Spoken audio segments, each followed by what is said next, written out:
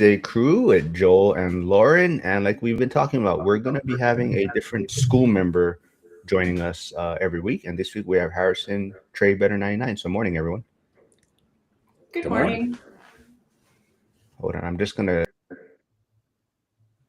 Gonna peace out and let's do it. All right. And then we lost him. No. I have to do that to get that blank screen off for some reason. It always does that. So, yeah. So Giving feedback. there's any? Yes, I hear feedback. Probably Joel again. Joel. Let's see. Are you muted, Joel? Let me check. Hold on. No. I have to do that to get the. Okay, that was mine. All right. All right. So we're all here. Right on time. Nobody can complain today. But how's it been? So Harrison, like I said, it's been a while, man. You used to be kind of a regular, and you've been kind of caught up with life. Maybe give everyone an update on what you're doing now. Sure. Yeah, it's I was rolling along, and then have a now 1-year-old daughter who's been amazing, but also taking all my time. I've also changed jobs, so that also took a lot of time away from me. But it doesn't mean that I've not been semi-involved in the background and everything. I've been excited to sit in on the lives. I just couldn't be on the lives. But I've been having a lot of analysis. Well, I don't want to say analysis paralysis, but I've been really trying to find the next property. And I've been a part of the school group, which I've been excited about, and that's kind of leading to what today's topic's about. Maybe refresh everyone's memory. Where are you at? Where do you invest? And maybe what your portfolio looks like right now. Sure. I am just finishing my second year in Akron, Ohio. I own a duplex side by side. And now, because of the huge boom in Cleveland and Akron last year, I sat on my hands and was waiting for everyone to kind of buy and see what's going on this year. And I've actually pivoted to Pittsburgh, Pennsylvania. So it's only a few hours away from my initial buy box. And so it's not too far out of bounds of what I'm looking for. And excited that I'm actually under contract. So we'll see how that goes. And I'm really hoping that this next property will be kind of the kick in the pants I need for moving faster, or at least being more aggressive on finding newer properties. Yeah, and just to update everyone, you going under contract, I think, happened after we actually even scheduled this live stream, right? So it did. Cool. Yeah, we can touch on that even if you're going too fast or what. But Joel, Lauren, do you guys have any thoughts on, because Harrison mentioned analysis paralysis. He's kind of in this phase of, is he moving too fast, too slow? Like, how do you determine that? So maybe Joel, you can touch on that from, even a lot of the people you talk with, right? Mm-hmm. On the lending side, like, what do you see? Well, I think the biggest thing, if you look at the amount of people that are putting offers on deals and saying no, the ability to say no, I think is so important, especially in this environment. And I've had a number of clients go under contract on multiple portfolios and packages and single properties at a time, and then go through inspections and then get out of the deal. The sellers just weren't willing to negotiate how they wanted to. Now, on the flip side, some have, but I think the ability to say no is so important, and having a deal make sense is so important. So analysis paralysis. I mean, the reason I bring that up is that you're not alone. There's so many people that are sitting because it's hard to find deals that will pencil out.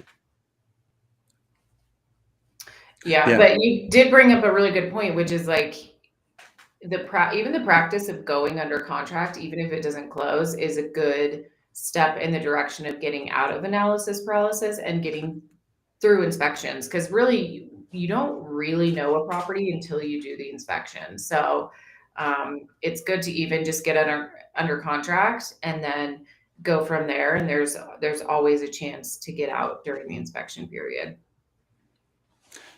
Yeah, I agree. Thank you.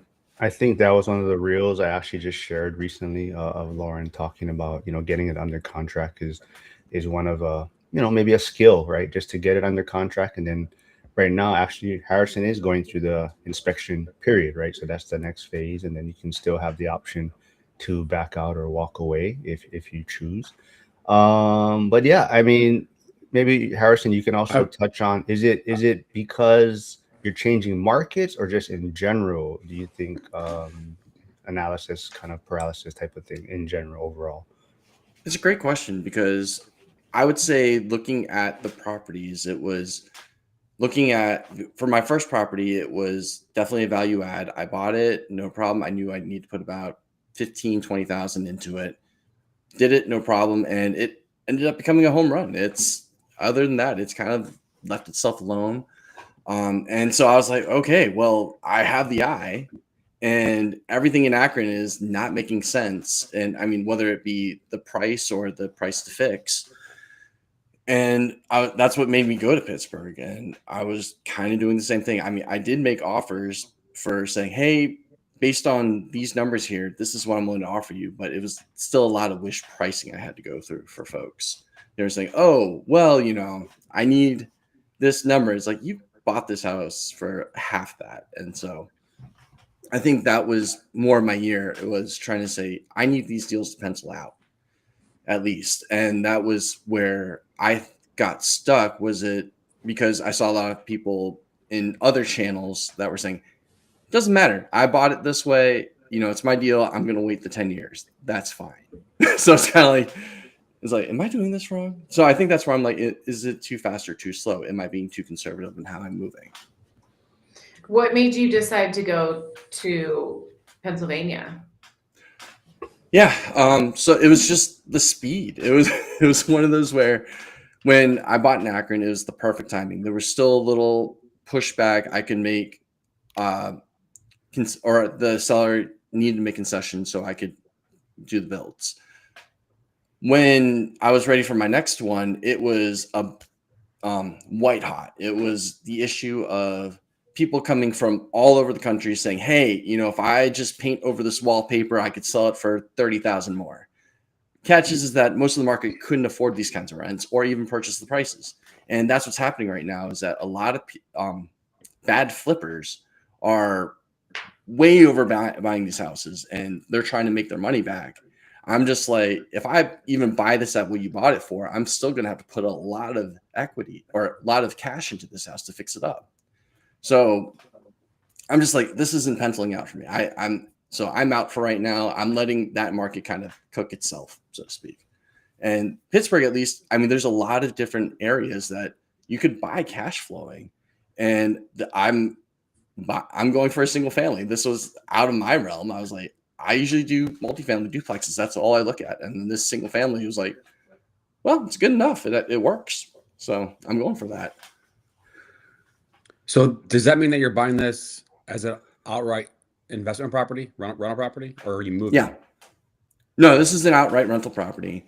Okay. Going back on that for my next ones, I'm actually looking to move and then house hack from that point on. To rent out my current primary, because I'm like, okay, let's kind of speed it up here. That's where I'm like, hang on, am I moving too fast? So, well, one of the things, excuse me, in terms of margin for error, right? Like, if you're pencil out a deal and your cash flow is like $400 a month after all expenses, like there isn't a whole lot of margin for error if you're trying to be able to make your payments and any major repairs come up, etc. But on the flip side, when you house hack, I mean, there's a lot more margin for error because you're just trying to be able to have some of the other rents offset your mortgage payment because you're going to be renting anyway.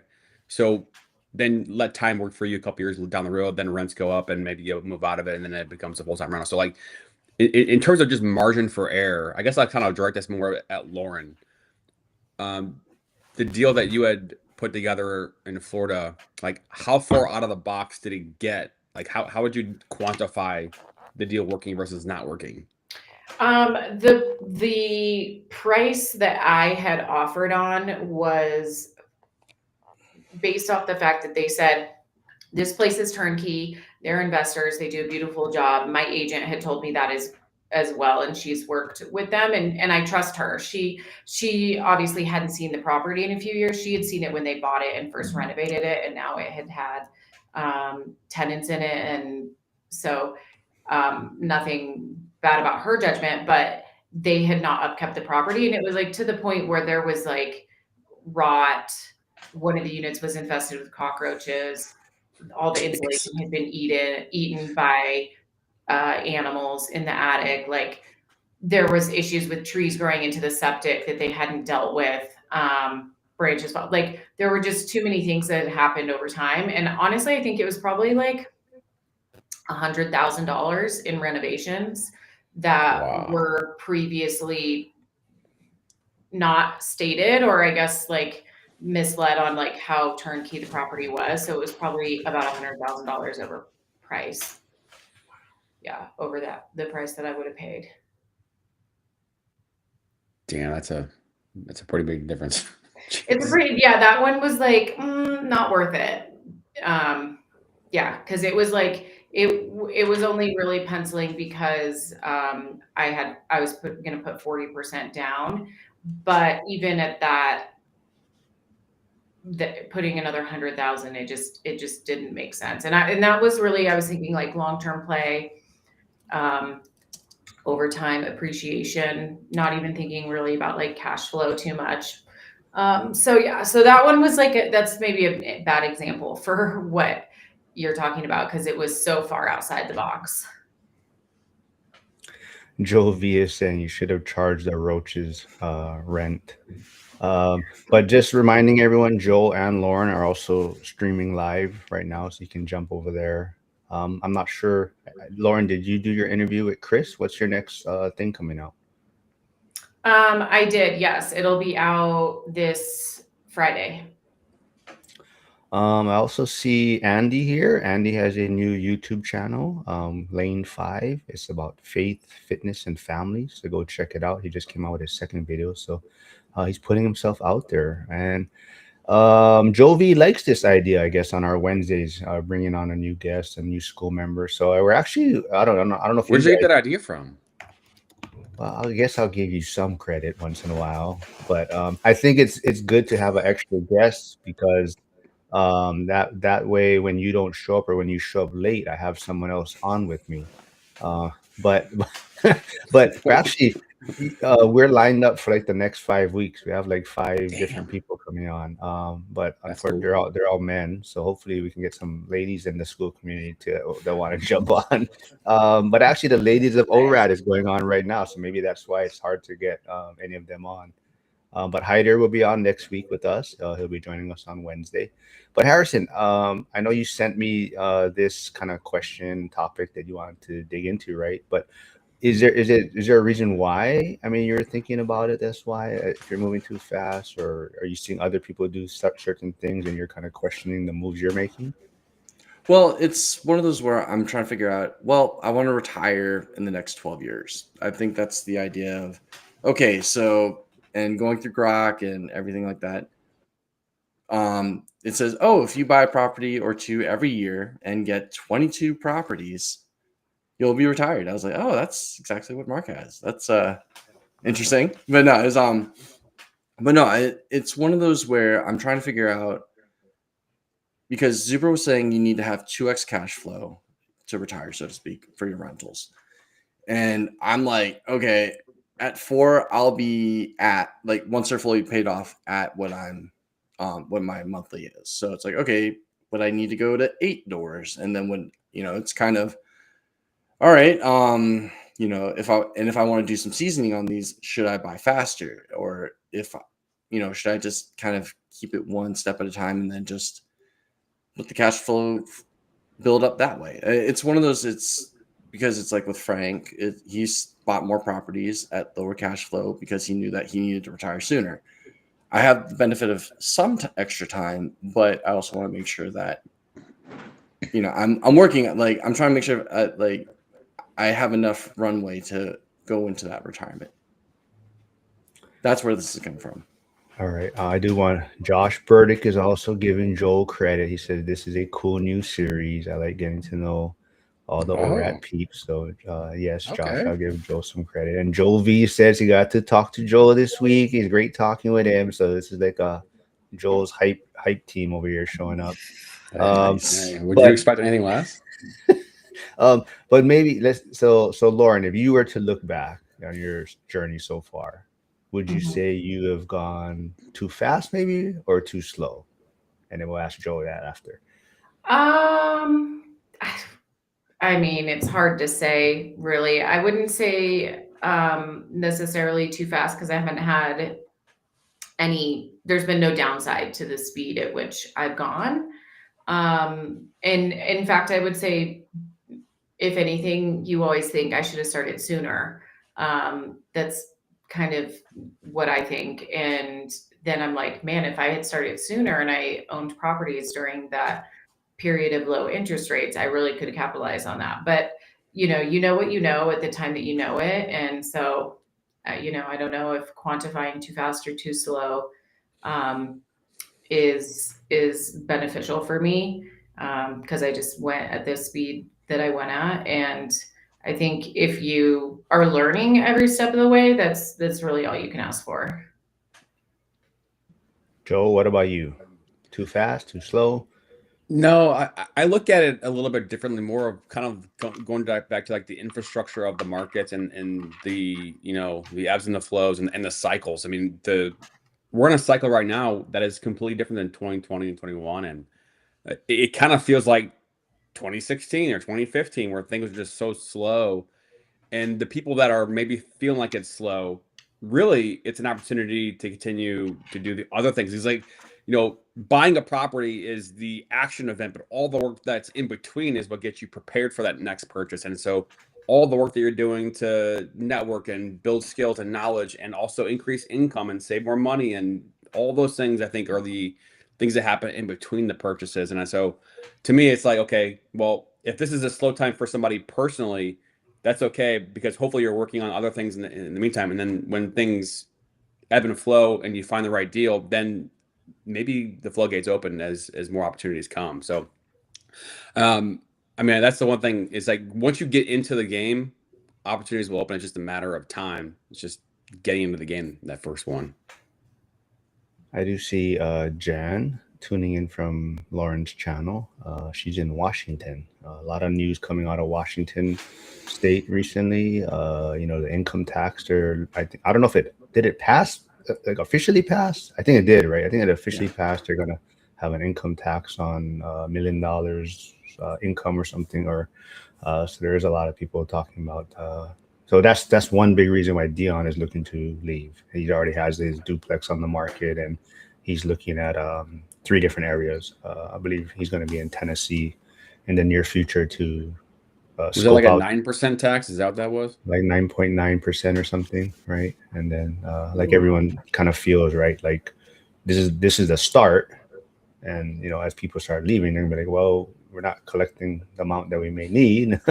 Now let's go a little bit lower and see how much we can tax people. So a big reason why Dion's relocating. I even believe Justin Cameron now is talking about this is something he's going to start really thinking about. Well, that's where his business primarily is, but he's going to probably start looking into a little bit further. Is there any red flags, like Joe as a lender? Any red flags you see when they reach out to you? Would you say, maybe, I know you can't, you probably don't give them advice, but you would see as a red flag as someone possibly moving too fast? Yeah. I'll give you an example. I'll try to leave as many specifics out, but somebody that bought their first property, which is cool. It was a squeeze to get them into the first one in terms of just debt to income ratios and cash available. And they, used the HELOC on their primary residence to be able to help bridge the gap of the cash flow or the down payment. And then about 4 months, and this is like a lake home, right? So like Airbnb type of home. And then the second, they're already talking about wanting to buy the next one, and they have no money saved. And so they're out there knocking on doors trying to find creative financing deals, which is also fine and dandy, because they want to be able to accelerate the process and get the next one. But to me, it's like, okay, I feel like you need to be spending more time on trying to increase your income before we get down this pathway. Credit card debt building up is another red flag that can happen. Balances on credit cards can lower scores, etc. So I don't know. Those are just a couple red flags. What about you, Lauren? Makes me ask. Oh, go ahead. Yeah, go ahead. Oh, no, I was just gonna say is So do you feel like that for the next purchases that investors should be a little bit more conservative for each purchase that they do after that point? Like, I mean, like have less risk per next deal? I mean, I think that makes sense because like your first one, a lot of people are just trying to be able to make it happen, get into the game, and so take the training wheels off, and maybe it's not the perfect deal just because you just want to get into the game, get in and think about it later. And once you have more experience, and hopefully you'll be a little bit more conservative on how you analyze the deal. But I mean, it just depends in all reality. Jason is saying, missed you this year in Vegas, Harrison. So Harrison was going to attend. He had to cancel at the last minute. But honestly, you could tell Jason that you did talk to him and he probably wouldn't even remember. Justin Cambra was saying something. I think Justin Cambra had a virtual meetup for his Cambra real estate on Monday, and he was telling Jason, "Oh yeah, I remember talking to you." And Jason's like, "I don't even remember talking to him." So there's a few times Jason was it's kind of drank a little bit, but now flipping that now. So Lauren, is there any signs, or maybe you would say someone is moving too slow, like when maybe talking to another investor or seeing what they're doing, and touch on that a little bit? Yeah, and I think speed depends a little bit on where you are in your life, your age, your strategy, and I think working backwards from like your goal can help you determine what speed you need to be going. Of course, you never want to get a bad deal. It's better to take a little more time and do a little more analysis and get a better deal, because a lot of the money is made on the purchase. But it comes down to just really being honest with yourself and going and being like, okay, am I holding myself back because I'm afraid? Or am I holding myself back truly because there isn't a good deal? And do I need to shift markets or do something different to change? Like, I think it just takes a bit of self-awareness to know like if the speed that we're going is right for us, or if we need to make a change. So I think everything in real estate, there's so much psychology that a lot of it comes back to psychology and self-awareness. Well, Harrison, maybe you can touch on this before. Josh Burdick is asking, do you think 50% debt across all your properties is a good metric? I would say probably by that's where I was kind of going, is that I think probably by the time you get to that upper tier of the properties that you want to retire to, that once you're at that 50% level, you have a lot less worries. You have a lot less items keeping you up at night, especially if anything breaks and you have a larger portfolio. I think it's a great number. And that's actually what I'm targeting. Joel, any thoughts on that? So like 50% loan to value, like Yeah. the debt to the value. Yeah. Yeah. I mean, I think it's a great number to be at. And then coming back to Lauren's point about strategy too, like some people then will tap in and pull equity out to buy the next one. But if you can get to the next one without having to pull equity out along the way, like that's a great place to be. But then that comes back to kind of the cash flowing business or developing your income streams and to be able to make things happen, or maybe even creative financing. But yeah, if you can not tap into the equity along the way, I mean, that's a great place to be. I've done it along the way personally to buy the next deal. And 9 times out of 10, it's worked out great. Yeah, I think the 1 out of 10 sometimes can hurt really bad.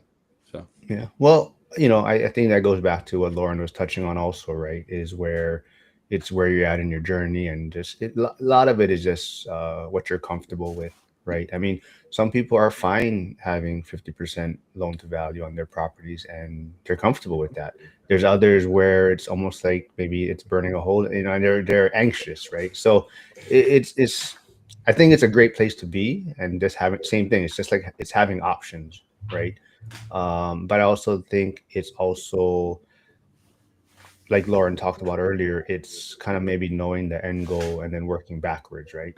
And so, if you're comfortable, if you've hit your goal, then there may be no need to take on any more risk on the table now, right?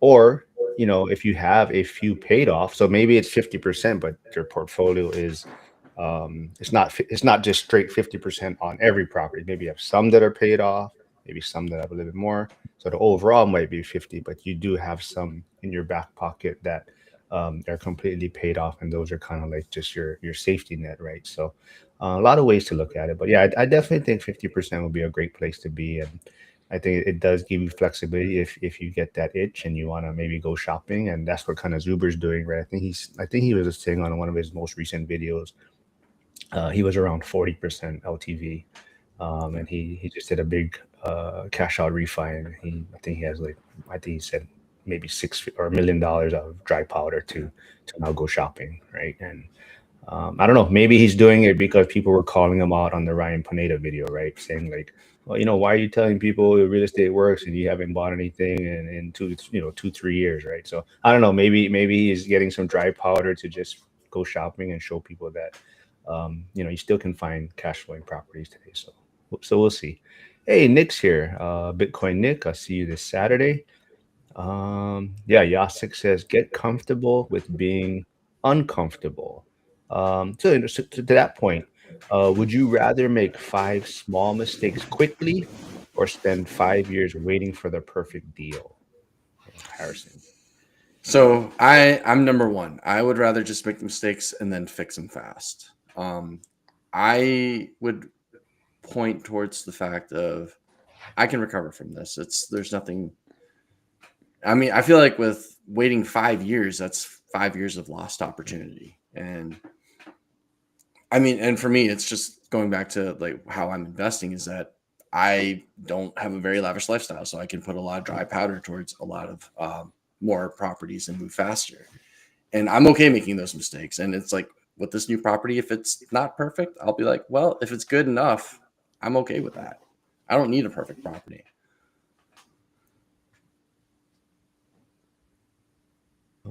Joel, what about you?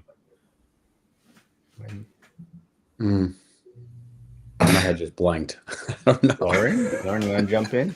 I mean, yeah, I think anyone would be crazy if they said wait 5 years to find the perfect property, because I don't even think a perfect property exists. Like, every property that, even if it's great, it's going to come with unexpected issues or things that you might not have been aware of. So yeah, I don't know if there is such thing as perfect property, and 5 years is a really long time to be waiting to find that. So, and I think anyone's strategy is going to be to buy more than one property in 5 years. I know what I was going to say. So this goes back to one of Lauren's posts where people were kind of talking trash about like saying, oh, that Lauren was lucky because she bought at the right time or some BS. And it's like one of the commenters had like, all these paragraphs of all the things that was lucky. And then at the end, it's like, yeah, and then I'll buy my first property in a couple of years when things died down. Or like, okay, so you're just out there commentating without any type of like actual experience. So it's just like, I don't know, get in the game and see what happens. Bitcoin Nick makes a great point. Lead Prehado. Go check out his YouTube channel. He's putting out daily content. He's even doing book reviews too now. So I think he just did one on Michael Zuber's One Rental at a Time book review. But a lot of people may not know, he actually built a lot of his wealth up in real estate first, and then he transitioned that over to Bitcoin. But he does say cash flowing property is a tricky statement because basically everything can cash flow with more down payment. Also, those higher rates Zuber is taking out must be worth what he sees ahead. Yeah, I think part of that too is at some point rates almost don't matter for a lot of people that have a lot of wealth. Or I mean, of course it matters, but for them, it doesn't impact them very much as far as like he's like Nick is touching on. They can put down a bigger down payment. To make it cash flow more. But to that point, talking about basically anything can cash flow, do you think that's also why people have analysis paralysis?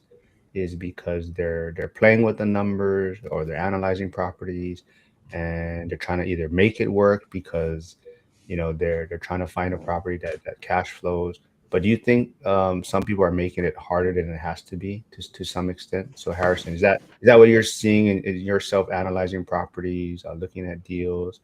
I know you're an AI guy also. Are you thinking AI is holding you back or helping you analyze properties? Ooh.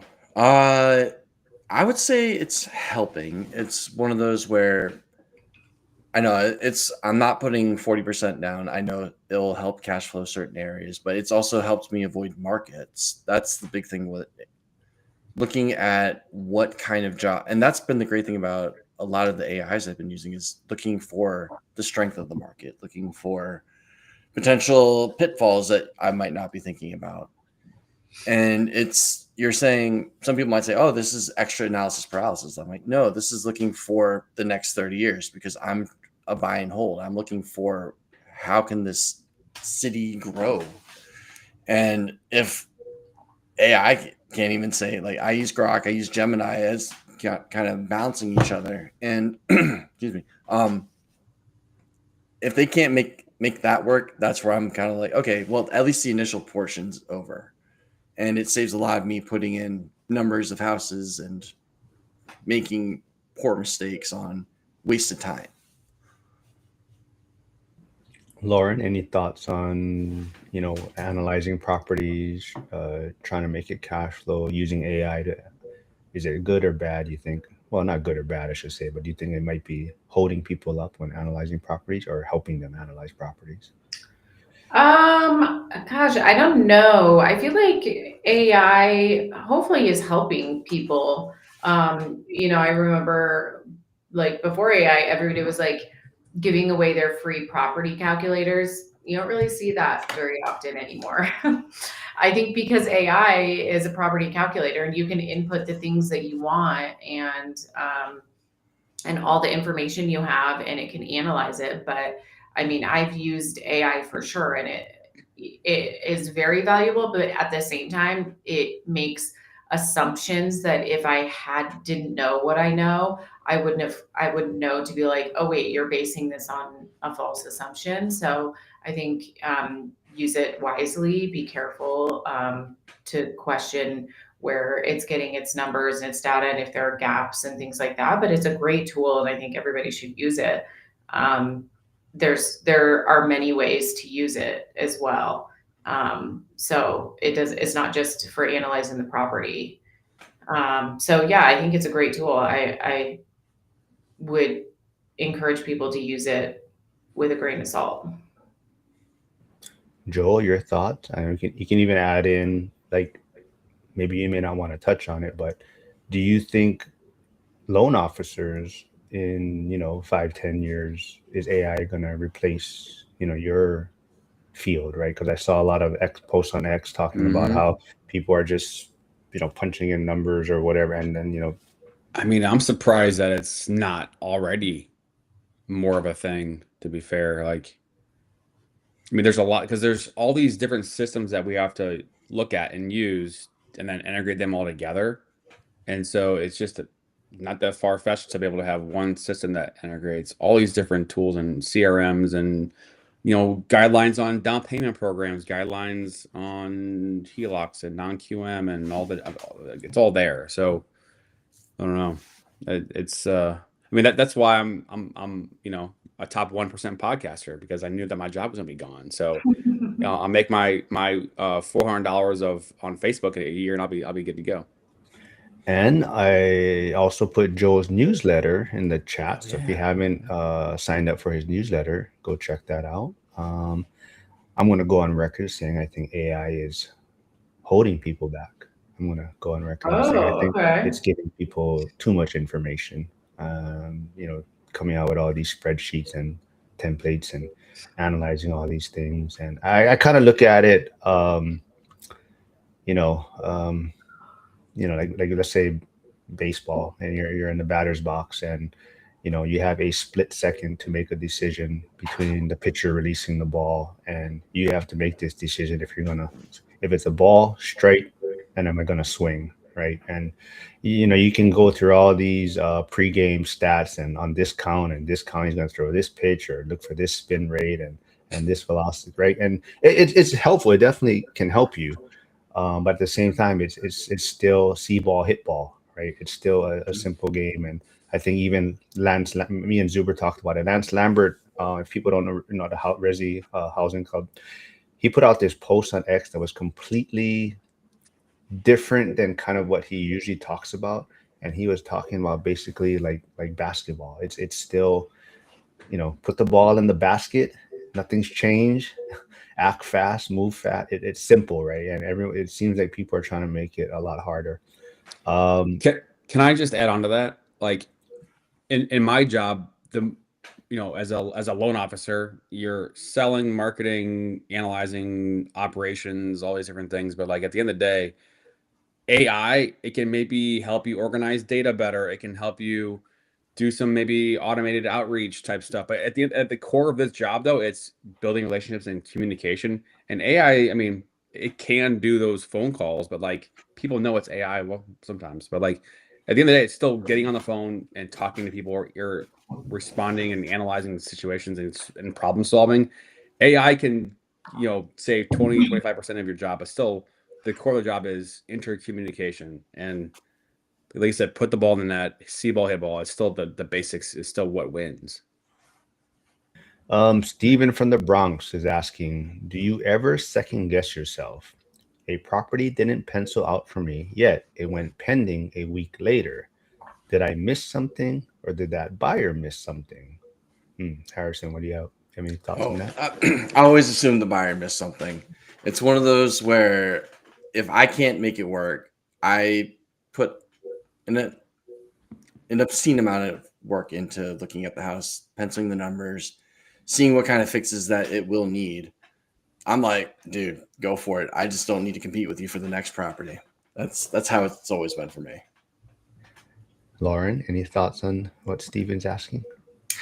Oh, I mean, houses, especially if it's like a single family home, like someone may be willing to pay more because it's next door to their child, or like there's all of these intangible things that we don't know that factor into what someone is willing to pay for a property. So I think as an investor, we just have to assume that maybe there was something else that they saw a benefit for them, or maybe they just have a lot of cash and they need to put it into a property this year, or like there's financial situations, like extenuating circumstances, like one can really never know why something has gone pending or what the allure was for that buyer. So yeah, I don't, it doesn't make me question myself though. Like I'm not going like, oh man, did I miss something? I'm like, there's definitely something that I don't know. And that's fine. Joe, any thoughts? Yeah, I mean, like I saw people, especially on the higher end apartment buildings, whether it be quadplexes or 5 units and above, trying to go hunt deals because they wanted to be able to fit that purchase in for the tax year to have the cost seg, the accelerated depreciation, the bonus depreciation for that calendar year. So yeah, people hunting and probably overpaying for some buildings, or not getting as big of a discount as you probably want to. But like the tax purposes also comes into play, especially the higher the price of the building. I'm going to say you missed something. Nah, well, I would just say it's also what you're comfortable with, what your buy box is, like they would say, but also like, are you, going back to AI, like, are you analyzing things with too much data points? Are you putting too much information in, and that's why it's not penciling? Like kind of to my earlier point, I feel like sometimes people are talking themselves out of deals, and they're, I know everyone wants to, put a certain amount aside for capex and things like that, but that's, if you have enough reserves, then the capex may not be or have to be as high when you're calculating property, right? It also comes down to how much overall reserves you may have. So if this property fits everything else, right, in your buy box is, maybe it's a great area, separate utilities or what, and it fits all these other checkpoints, then maybe you have this capex number that you usually use or percentage, but knowing that you have this much reserves, maybe the property's on the newer side, or maybe it was built after certain, there's a lot of other factors in there, right? So you can't be so strict with the numbers to some extent, which, I mean, certain numbers can be a little bit changed, right, based on the property itself. And I think I would go back to kind of earlier what we were talking about is sometimes it's just best to get it under contract, right? And you can always back away, because that's how you're really going to know if you missed something, right? So maybe there was something that like someone else in their head, they can say, oh, I can turn this into a bedroom, right, to increase the value of, or something, right? But you really won't know that until you actually get under contract and maybe get a chance to do an inspection and walk through, right? So if it fits a lot of your criteria, then sometimes you just got to act on it and then make a decision once you get more information. But this is funny. Cody Evers says, I realized a couple of days ago, my property manager and I were just responding to each other using AI. Just had to laugh at it because where will any human connections be in 10 years? I'm realizing I should use it less. Yeah. I think that's kind of to Joel's point, right? At this, it's pretty easy to win today. A lot of times, if you're just willing to make that call or have that human interaction, right? Because so much things that AI generated, it's impossible to get people on the phone nowadays, right? That if you just put yourself out there a little bit and make that call, a lot of times it's going to be an easy win, I think. This is a great one for Harrison. Hyder is asking, is paid AI worth it, or are free versions good enough for most tasks? I would say free versions are good enough. It's one of those, if you're just doing basic computation, basic just question and answer, you're going to do fine. It depends on the model that you're using. I would say if you're looking for more up-to-date news, I would use Grok. If you're looking for more infographics or some, if you're making PowerPoints or something, I recommend Gemini. I'm always the last one to recommend ChatGPT for anything. I will be the one to say no ChatGPT. But I think free is good enough. I'm actually making my own local system because I realized I need a second brain. I've got too much going on, too much in the way. And shout out to Trisha from school. That's what she's recommending. Do that. It's one of those, if you can kind of set everything aside and make it searchable, you can find things that you missed, even though you might have heard it. So that's what I'm working on right now. It's, once again, free, but you just have to have the hardware for it. Do either of you have a thought or opinion on paid AI, or is free AI good enough for most everyday tasks? I don't know enough, honestly, about AI to be speaking on what other people, how they should be using it. I'm definitely not an AI expert by any means. So I'll leave that to you guys. Yeah, we don't want to put too much on your plate. You just got your channel off the ground, so we don't want just barely. If AI could do that for me, then I would be advocating for it more. Well, Harrison, there's all this like chatter on socials about Claude and Claude bots and OpenClaw. Yeah. So I only really use chat. So with Gemini, I do use Grok as well. Yeah. But all the other stuff I don't really know much about, or the differences. Yeah, OpenClaw is just it's a tool that's used for essentially giving your computer access to do whatever. It's like, hey, I want you to search all the deals and go for it, and like bring back all the information that you want. And it's like conversations through text apps or stuff like that. Or if you're like, hey, make sure you check and pay my taxes. Problem with OpenClaw is that it has a mind of its own, where it will disregard you and say, let's, put $1 million that you don't have into Fartcoin, and let's, go for it. So it's not perfect, but there's a lot of potential that it has. Yeah, I think that's the one That's insane. hesitation people have, right? Is Yeah. that it Yeah. gets access to so much information. And that's kind of where people is kind of like, oh, okay, I don't mind AI, but that's where I draw the line. And so that's Right. just where you got what your comfort level. Hugo Stay Winnings, I believe he's coming from Lauren's channel, maybe, but he says paid AI is worth it. Cody Ever says, "What's the difference for paid AI? What extra does it bring?" I don't know. You kind of touch on a Yeah. little bit more. Yeah. So the great thing about paid AI is that, especially for like Grok, you're getting the latest news. You're getting the most reasoning and thinking models. So it's one of those where if you ask it a question, you're just saying, "Hey, what's the temperature?" Grok would be like, "Hey, temperature in Mali is 89 degrees Fahrenheit." But you're like, but now with like the newer models, it's like, "Oh, based on your location, you're here. Look at the humidity." It'll give you like a whole breakdown of everything that you need. It's like I said, for a lot of people, it's overkill, but for folks that are very interested, and then also for a lot of items, it gives you more compute power. So if you're having a consistent conversation, it's like, "Hey, I like Pittsburgh. Tell me about this borough," and then it just kind of goes down. It'll max out like at a conversation at what they'll call a number of tokens, at like 250,000 for some, a million for others, and then all of a sudden the conversation will stop and the model won't know what you're doing. But if you continue with that, like if you do the paid, it'll be like, "Oh, we'll go beyond this and continue the conversation for you." So that's really the justification. If you have like just an ongoing thought process or an ongoing conversation that you want to have.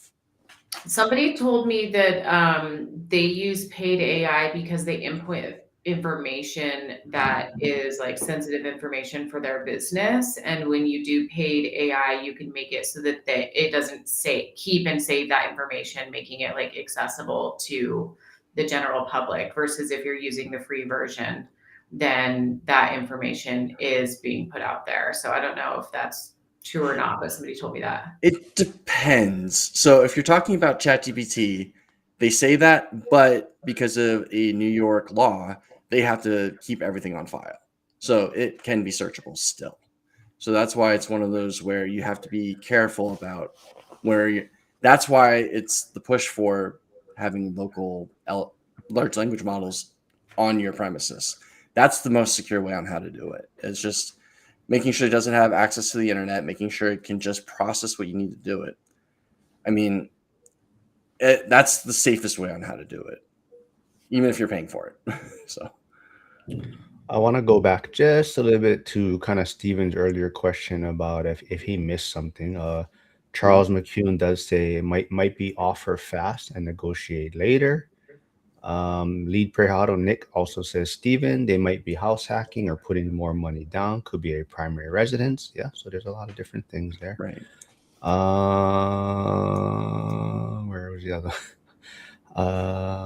Let's see. Yasik says, I wish you couldn't go back before technology. Life seems so much simpler and seems like people actually enjoyed life more.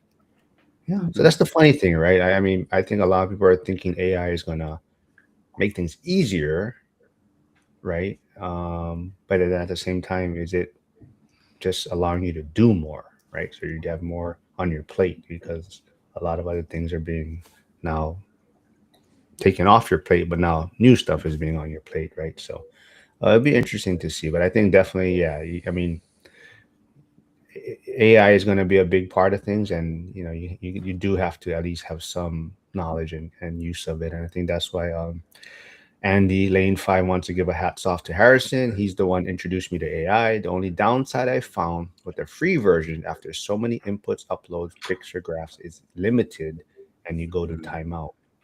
Yep. Hugo wants to do I guess what Yasik was saying, it's kind of funny. I feel like now that I've been using more AI, it's allowed me to not look at my phone. It's like if I get alerts, if I get this, it's like, is it truly important? If I can just swipe off, not important. It gives me more time with my family. That's what I've really enjoyed, is that a lot of the reason why I've not been around is that I've just been disconnected, spending family time. And I've, first year. So there's a lot of items needed. So I think you can find a way to disconnect, which I enjoy. Yeah, to Yasik's point that tools should make life simpler, actually making everything more complicated. I think that's going to be the big thing with AI, right? There's going to be a pain point where there's going to be a lot of jobs that may be taken away, I guess, or AI is going to replace it. Right. But at the same time, I think AI is going to bring a lot of different jobs out there, right? There's going to be new things, more things people can do. So just like anything, it's going to be a time over time, but definitely it's going to probably be a period where be a little bit of pain. Ah, yes. Charles says talking about Ken McElroy said Frank is smart. So I'm not sure if you saw Ken McElroy had a little short clip, video, reel, or whatever you want to call it, but he said single family homes are the best investment to start with. And he also in that video he kind of touched about that one of his friends. So some of the things he talks about is, single family home. You have so many things you can do: short-term rental, rent by the room. You can house hat. Different people, investors, people, primary residents. So you have so many options and strategies there. And one of the things he also touched on was, you can invest in different markets fairly easily, right? So you can invest in multiple markets to diversify yourself. So a lot of us in our community know that Frank is in multiple markets, and sometimes he's always catching a little heat about why are you in so many markets, right? Instead of just kind of niching down, where I've kind of niched down in one market. Other people have niched down in one market, but Frank is investing in multiple markets. And Lauren, you're, like we say, we always joke about, you're kind of just everywhere, right? So it can work, right? I mean, and especially like talking about AI, it does give you a lot of resources and information so that you can be more familiar. I can see like maybe 20 years ago, it'd be difficult to invest in so many different markets because you just don't have the resources. But today, there's so much information out there. So like for you, Lauren, do you ever feel uncomfortable that like we always kind of joke about it, that you're kind of just like this butterfly that's just different projects, different things going on, different markets? No, I mean, to each their own, I also am like very mobile. Like it's not hard for me to fly to Florida and check on things. Like I was just in California last week. Like I am always kind of like moving around, migrating, and honestly, that's the lifestyle that I want. Like I like having properties in different places because it keeps me connected and tied to those places that I want to be. Exactly. Butterflies are nice. Everybody loves a butterfly. So no, I mean, it's to each their own. Oh, sorry, my acoustics. But yeah, I think, you just got to do what works for you and your investment strategy. Joel, like I said, probably talking to a lot of people reaching out for loans daily. Do you see those that may niche down in one market having better results, or do you see a lot of people coming to you and they're in multiple markets that they're investing in? I mean, I think it's more common to be more, hyper focused on one location, as but like some of the clientele that I work with are military. So you might have somebody who buys a property, lives in it, PCS is to the next city, and then they have that as a rental, and then you do that a few times. So that is a common thing that I see personally. But like also, Mark, we're talking about that conversation on Mark, or no, Ken and Frank, about single families being the best way to start. I reacted because I was like, well, technically, like buying a multifamily as a primary residence is probably the best way to start. But that's just logistics. But yeah, I mean, I do see it here and there where people will do multiple markets, but most of the people that I see are really going to be focused on one market. To your point, right? I think that's why a lot of people kind of chuckle every time when they hear Ken McElroy and Grant Cardone, always saying like, oh, if you don't have 100 units or whatever, don't talk to me, or you're not worthy, kind of thing, right? But then if you look at it, it's kind of like, well, you guys both probably started in single family homes, right? I mean, that's kind of probably what got you in the game. Mhm. And so I think for a lot of people, they almost don't see that anymore, right? You only see these end results, and then people start jumping into these different strategies or thinking bigger is better. And I think that's the one thing that a lot of people respect about Zuber is his. I mean, as much as people may bash on Dave Ramsey, also, right? But his message has never changed, right? Dave Ramsey has stuck to his message, and that's what he believes in. And not everyone may believe it or agree with it, but he hasn't changed. I don't know. I mean, what, 30 years maybe? Dave Ramsey's been saying the same thing, and I think that's what Michael Zuber, is trying to do also, right? Keep his message simple, and he's not changing from it, right? He's basically saying one rental at a time. All you need is 4. Get to 4, and if you want to do more, then great. But for a lot of people, 4 will definitely improve your retirement, right? Okay, wait, I put headphones in. Is it better acoustic wise? I don't know. Don't even worry about it. I don't know. It is what it is. Anything else you guys want to touch on this? You guys want any direction you guys want to go? I know I haven't. Yeah, go ahead, man. Oh yeah, sure. Yeah, no. The only thing was, so Zuber had his daily financial news this morning talking about how build to rent may go away. Would there be a loophole that I think could be a new housing boom is small multifamilies? Like if people are building triplexes and quadplexes, and they're like, "Hey, I'm moving into here. Can I rent these other out?" I'm just throwing that, spitballing that out there. So is there a law going into place, or what is that about? So Yeah, I brought that up yesterday, and Brandon's like, "No, they're not doing." Well, anyway, Brandon didn't. So yeah, so it's something that's they're talking about on this build to rent strategy that. I don't know if this is the same one that I brought up, but either they're gonna put restrictions on it, or what I heard originally was you can do build to rent, but after so many years it would have to be sold. So Right. I don't think you could hold it as a long-term rental or investment property. So I don't know if people would still be doing that model, right? So Zuber's talking about like if you put these restrictions, then now you're going to limit the housing supply because people are not going to put these rentals on the market possibly, right? So but yeah, so same thing, right? I'm from the government and I'm here to help, right?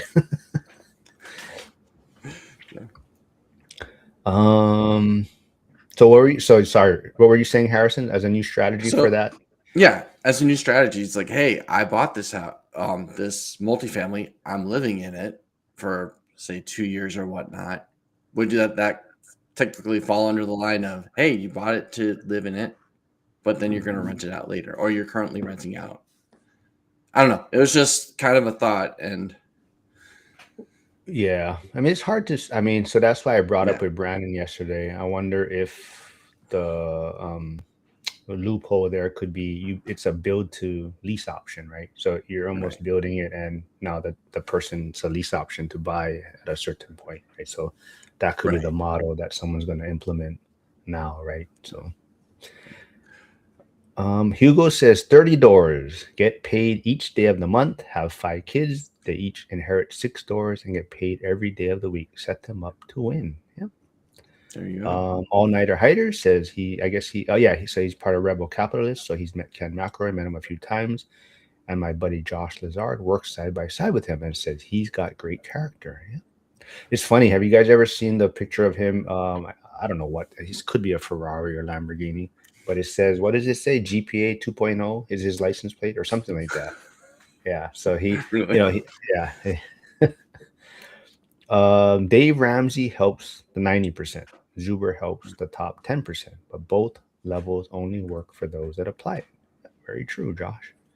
So if I do want to just touch on one thing. Yeah, go ahead, man. I mean, Mark, I'm sure you heard about this, but there's a player in the NBA that scored 83 points last night, which is like second most all time. Oh, if Coach Nick is still here, he's gonna flip a lid. He's gonna be furious. But go ahead. Why is that? He posted it on X. And I agree. The NBA is a joke already. I can't even watch it. But go ahead. What are you gonna say? Well, kind of going back to the idea of like, am I going too fast or am I going too slow? And like, Bam Adebayo was like a 19-point a game person. If anybody was going to score 83 points, like you could pick 100 guys before him Like, why is it him? And again, he was probably the whole team was gunning for him. Once he started going, okay, let's get in the ball, got a bunch of fouls, like 44 free throws in one game. Anyway, but it's just like, okay, that's completely out of his like mix of what he's typically known for. But he did it. Like, he scored 83 points in one game.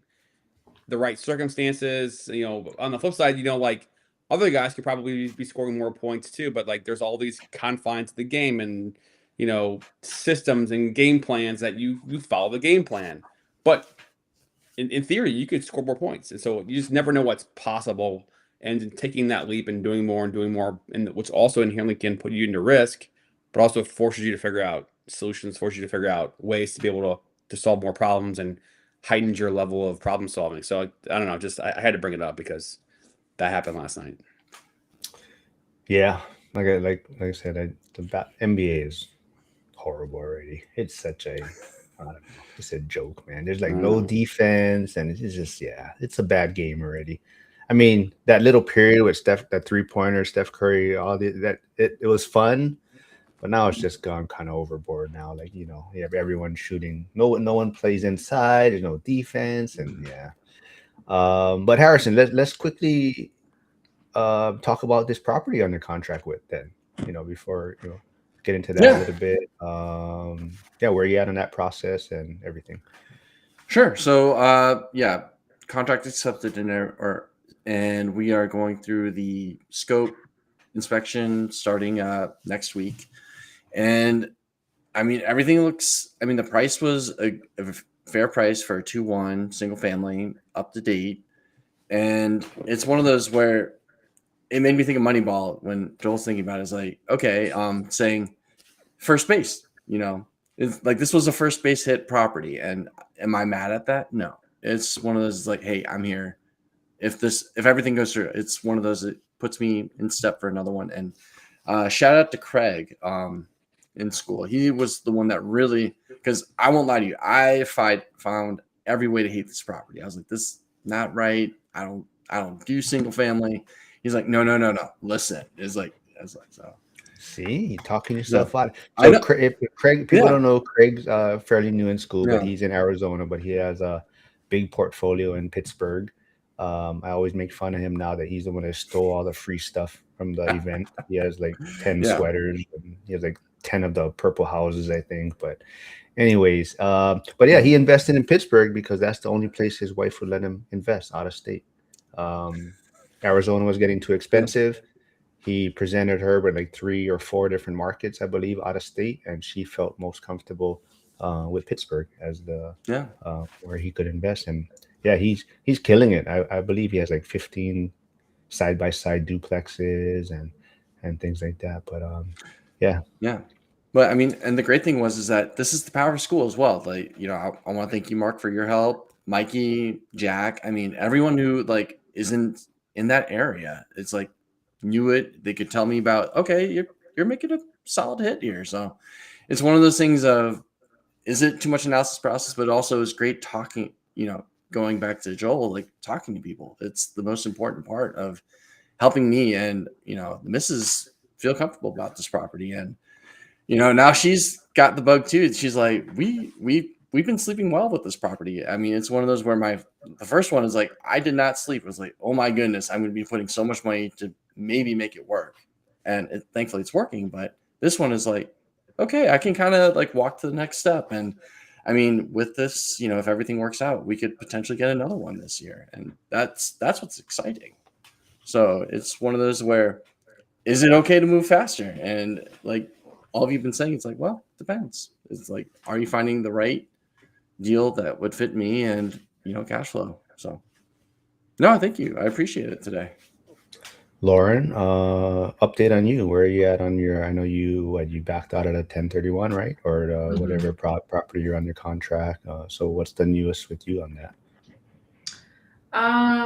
Nothing really. I mean, basically my time period ended for my 1031, so I have to pay taxes, and so now I'm just taking my time to figure out exactly what I want to do and how much money I'll have to work with.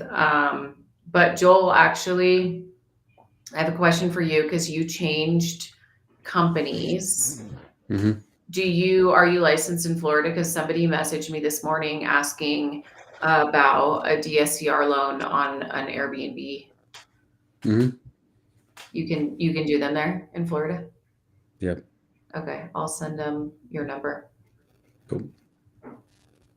Is that where you're you still have that property where we weren't invited to, right, Joel? No, I Right. don't have it. It's sold. Oh, you did? When did Mhm. you sell it? Last year. Oh, I thought like the last few times you're on, you're still saying you still had it, but that was No, that was the land, okay, the land okay, development. Yeah. all right. All right. Well, Joel, so yeah, like Lauren touched on, I don't know, was it your fifth company you've jumped over to, or what, you changed again? I have like 6 emails from you. I gotta figure out which is the correct one now. Mhm. But Well, let's just set the record straight. I was with the one company for 7 years. So 2 changes in the last couple years. Flavio has a personal message. He says, "When is Joel gonna have the massage girl on my channel or on your channel?" I don't know what he's talking about. The massage girl. Yeah, I don't know. Hmm. I think he's talking about the one when you and Lauren had the massage guy. That when you were talking about massages and stuff when that guy was on it.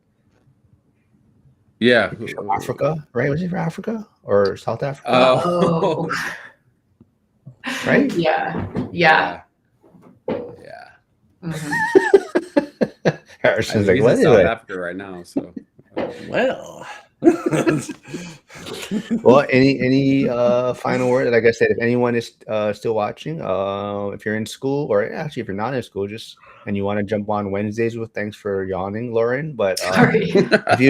if you want to jump on Wednesdays with us, let us know. We have about 4 weeks lined up though. So Hyder, you'll be joining us next week, and I think Hyder's going to bring his Bitcoin damn. talks with him because Mm. Brandon on Tuesday has been calling it the tulip coin, and it's Hyder's getting a little upset at that. So he's gonna want to come and bring his some information and just make more people aware of Bitcoin and maybe help people have a different perspective on it. Everyone loves Joel today. Lauren's feeding him a deal and not Monica. Ooh. Monica's not licensed in Florida. Oh, that's why.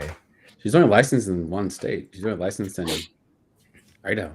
Oh, well, Joel, accidental landlord is asking, did you post your new contacts in school yet? No, and you know what? I was going to ask you, Mark. Should I also post the videos from Vegas in school? Because You do whatever you Yeah. want to do, man. I'm not in charge of it. You just post what you want, and if someone wants to take it down, they'll take it down. okay. But I would just post. I mean, people post a lot of their stuff. Yeah. So, like I said, we have about 4 weeks lined up. Cody Evers, who was in the chat today, he'll be on the following week after Hyder. We got Tom Taylor lined up. We got Chris Ramsey, he's in Arizona. Cody Albright. So we got about 5-6 weeks lined up. Is Max going to come on? Max? Matt, Joe V. You gotta get Joe V on. Yasik? People want Cameron on. Yasik can come on and join us. But yeah, anyone, let me know. They said Wednesdays. I'll be back Friday with Emily Lopez. I'm not sure who else we're gonna have on. Saturday, I'll be here with Bitcoin Nick, and actually have another live stream on Saturday. I'll have Justin Canberra on and Sabrina Maples. She's out in Arizona. She's a realtor. She has her own school platform also, but she's also in Thatch's coaching program, I believe. So she knows Justin. But they'll be on So Saturday. you're having the women on Saturday? Why don't we ever get women on Wednesday? Well, we can. This was already lined up. I mean, I just had something with Sabrina on Sunday with Gus. That's why. So I told her if she wanted to come on a live stream. She actually has What does she do? She has like 50,000 subscribers on her YouTube channel. Yeah, Okay. she's I forget where she's originally from. She's a realtor. She's a wholesaler, I think, flipper also. But she she relocated to like Washington for a little while because that's where everyone was. Like, you know, Thatch's community, there's a lot on that Pacific Northwest side. So she actually was up there. So she knows, like, Curtis has met her before, Justin Canberra knows her. And I think she's in Arizona, but she still does a lot of business in Washington. But yeah, go look up Sabrina Maples. She has a YouTube channel. She's on Instagram. Oh, Hugo, yeah, I'll let you know, Hugo. Some AI small business workflow. Charles is asking though, what would you do? 1,400 principal, interest, tax, insurance, 7 years to pay off. Rent is 1150. I could pull 50K out and start positive cash flow without any value add. Sounds interesting. Wait, rent is only $1,150 and the payment's $1,400? That's what it looks like. What would you do? Ooh. 1,400, 7 years to pay off. Rent is, I could pull 50K out and start positive cash flow without any value add.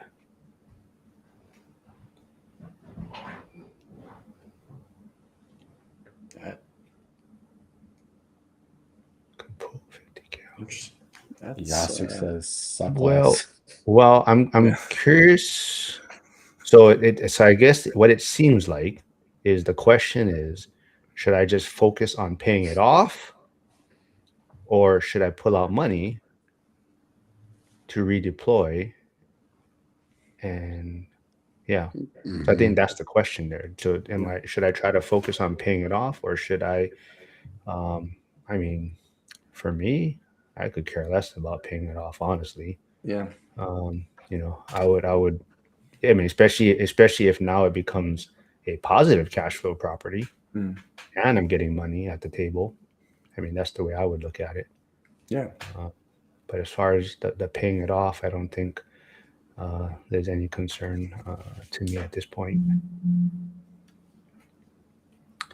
How soon before Thatch leaves Washington? Oh, yeah, I don't know about that.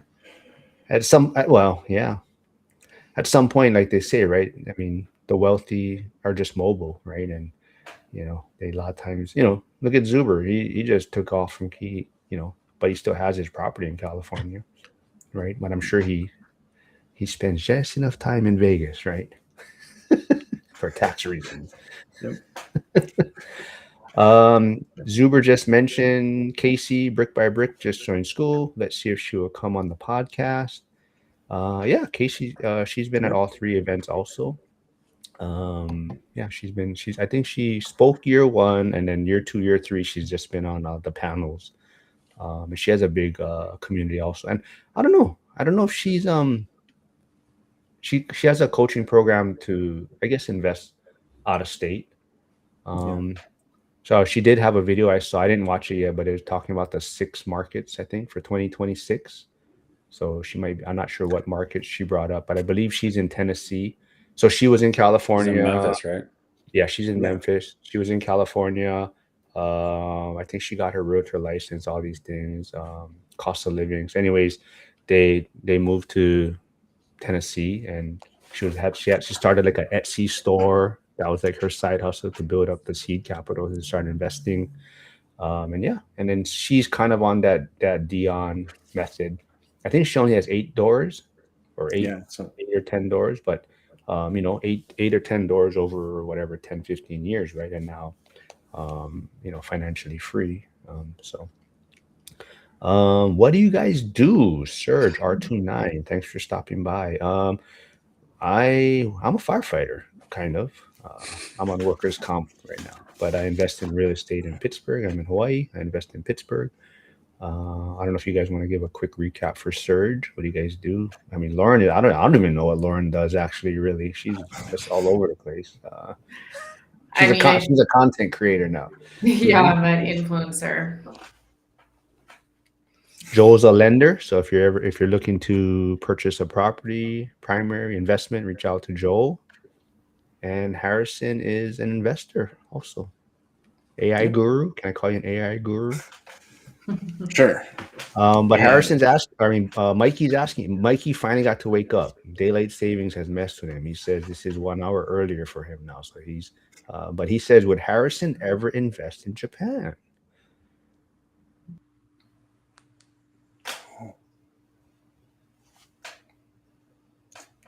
Sorry, I lost you for a second. Yeah. Would you ever invest in Japan, Harrison?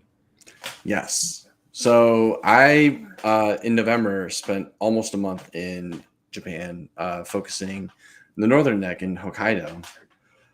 But I mean, when you see houses for like 50K, you're like, oh, this is kind of interesting. And then, I mean, I'm all for getting in ORAT, few properties in somewhere central Japan.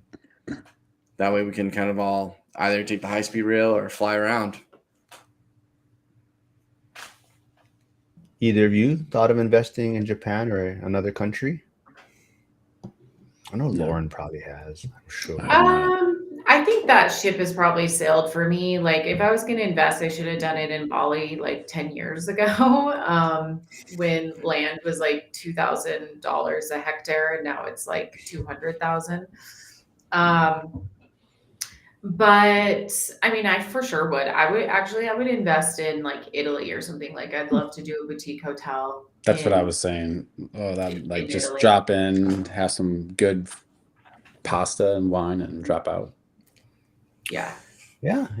Or would you? So Dion's, the way he thinks about it is, right, I know the US, or I know my market, right? Why not double down where I'm at, make more money, make more income, so that I can just enjoy other places and travel, right? Instead of now trying to have to figure out a different market or figure out all these different laws or regulations in another country, right? So I don't know. That's the way Dion looks at it. Right. So Yeah, you know, I think that's very valid. Like, you will, if your goal is to make the most amount of money possible, you should stay focused on that one thing. But also, like, how fun to buy a boutique hotel in Italy. Sometimes it's about the story, you know what I mean? Like, the story of your life and what you do with your time. And I'm like, buying a boutique hotel in Italy and renovating it and meeting people and having that experience, like, you're getting a different integration into the community than you ever would just like showing up and traveling and being a visitor. So I think it's about like what you want out of the experience more than it is about the money.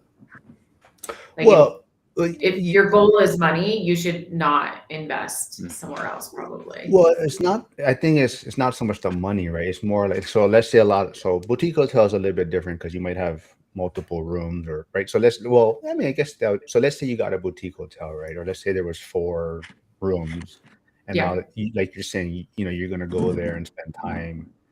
You've just taken one of your units off the market for, let's say, 2 months because you're gonna stay there, right? So you're losing that revenue, right? Whereas you double down in the US, you're making more money. Now you can travel anywhere. You can still go to Italy or whatever, spend 2 months, but you're just taking the cash flow that they're, you know, from a property. Yeah, but you're getting a totally different experience. One, if I'm investing in Italy, I'm not really concerned about my lifestyle at that point. Like, I don't know that I would do it at a point where I'm concerned about having enough money to be able to travel for 2 months in Italy. It would be more just like a fun adventure. Like, let me see if I can buy this thing and fix it up, and like what that entails. But yeah, it certainly wouldn't be for like the money. Like, I completely agree. Dion's strategy, if you want to have more money to be able to travel, then investing in the market, you know, is a way better strategy. Flavia. I do love San Miguel. I don't think I would invest there though, because I don't think I love it enough to. I think I'd rather be in Italy, but it's very close, and that's nice too. So, yeah. All right. I don't want to bring up Yasik's message to me because we'll probably end up 10 minutes. Unless I'll just throw it out there and see what happens before we wrap it up. So I guess Lauren was talking about why no women come on Wednesdays. Mm. Oh no. Yasik said, and I'm sure he's just joking. He says, "Tell Lauren they're busy in the kitchen during the week." Yasik, why don't you get your little ass on this? Oh, I want to see that. Yasik, Oh. she just said you have a little ass. Mhm. All right. Well, I think this is. I think That's a lot of because they're busy in the kitchen during the week because they're smarter and probably more successful than all the guys who have to go to work. Oh man. All right. Well, let's see. It was a fun one. Like I said, I think everyone likes Joel's idea of having a new school member on every week, so it's fun. You know but what's yeah, funny, Mark? What? You know, the way that you implemented my great idea is the same way that I zipped out of Vegas. I just beeline from the line to the tower elevator. It is, man. It is. You just disappeared every night. I have no idea My where you went. ADHD medicine was like I was crashing. Yeah. Well, hopefully, Harrison, you'll be there next year for year 4. Yep. Joe V said, "Well, we got to get Joe V on here and talk about his new business he just started. He's got a web page going, everything." So, sounds like he talked to Joe this week. So he left his job that he was kind of a handyman at a property management company. So he's starting his own, going on his own. So that should be a cool journey to follow. But yeah, if anyone wants to jump on with us on Wednesdays, message me, let me know. We'll get you on. Probably won't be Unless for your name another. is Yasik. Okay, we'll get Jasik on then. I don't know about this Yasik fella, but we'll get Jasik on. But it probably won't be for another 5 weeks. Everyone, thanks for tuning in. It's always fun. And yeah, I'll see you folks on Friday. See ya. All right.